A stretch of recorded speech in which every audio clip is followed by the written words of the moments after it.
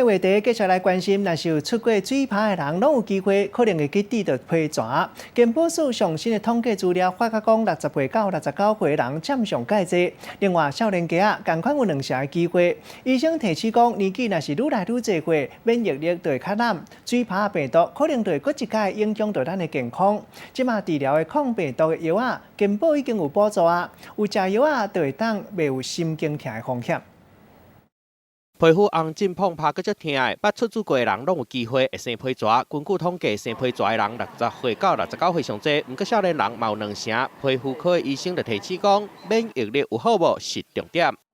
水痘病毒，这同样的病毒呢，都会躲在人的神经里面啊，就是在这辈子呢，必须跟着我们试着和平相处。但是当我们比较疲累、熬夜、压力大、免疫力比较差的时候呢，它就会从我们的神经这边跑出来。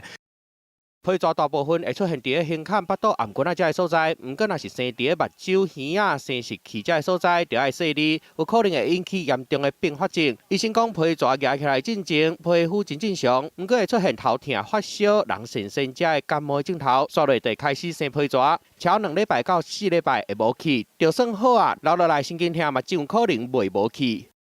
这个疼痛呢，有一些人甚至疼痛到1个月、2个月、半年、1年以上的时间这个疼痛的话，有些时候呢，这个就他们的病患的一个反应来讲呢，是哇，真的是痛不欲生这种痛。那种痛的话呢，会很影响到我们的生活的品质。另外，有研究证实，有生过皮蛇的人，骨头扫去、断去的风险会加1.2倍，中风的几率嘛会加3成，对济岁人是真大的威胁。医生讲，目前治疗的抗病毒药啊，已经有健保的补助啊，好好食药啊，对避免神经痛的风险是真有帮助的。记者综合报道。